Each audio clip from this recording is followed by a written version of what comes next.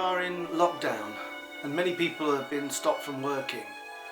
They've found digital ways of connecting to others, of course, via their art form, in poems, films and all kinds of music.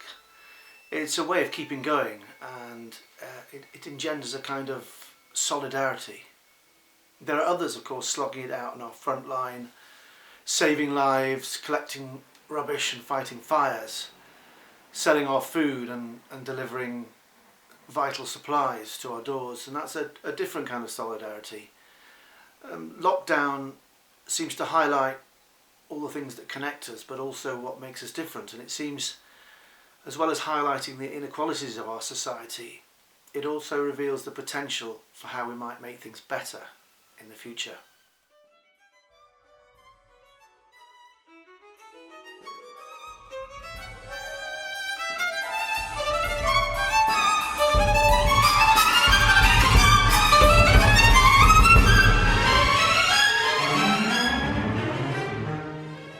What I've been doing in lockdown is a bit of a mixture.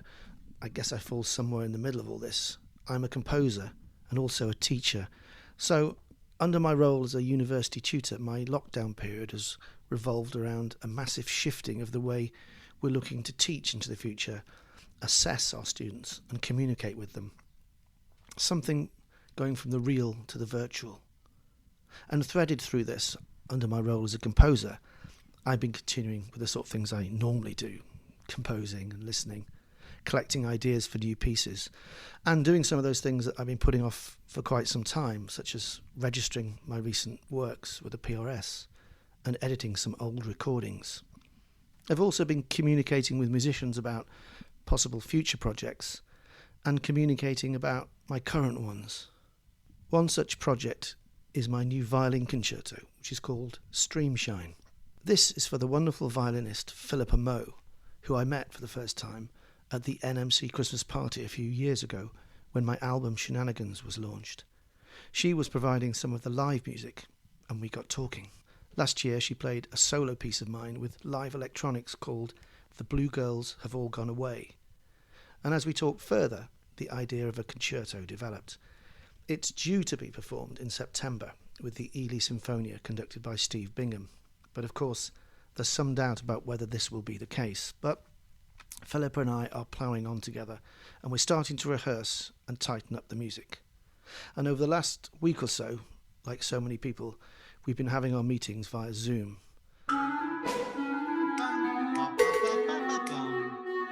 a joined up phrase that was travelling, you created. This has been really, really useful, and thank you ever so much. The chained bow seamlessly. I get up there. Do I do it halfway through? 4 in the time of 3, or something like that. We just get a sort of swirl. Yeah. It's proved really interesting. It's meant some different working methods, but lots of detailed and quite sensitive work has come out of it, I think. For instance, we've created a reasonable combined MIDI and recorded realisation, which blends Phillipa playing along to a series of click tracks that I give her, and then she emails them back and I drop them into a sort of MIDI version of the orchestral part. I mean, maybe on the long notes, so it doesn't sound ponderous. On the phone, it was just sounding incredibly sort of harsh. Like a strum of a harp. It's so clear. I mean, it's perfect actually. But it could squash a bit more if you want. I'll do a bit of squashing, less page turns, and I'll make a third version of it. It's enabled us to get a strong sense of the piece and the flow, and I can see which bits we might need to adapt and develop further.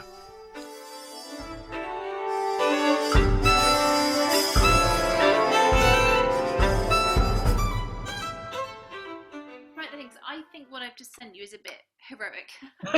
Well, I did write fanfare-like, but I mean, so I get that.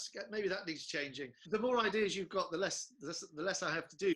I just want to try really hard to get the character, and that's quite hard when we're not in the same room. But I think you give me a lot of really good pointers, so I'll keep going at that. And yeah, I've had some ideas when we're just talking. And Great, fabulous playing, and really good forward to this. Take care. Yeah. Thanks. Thomas Hardy's poem Overlooking the River Stour is an evocation of emotions and sensations in words.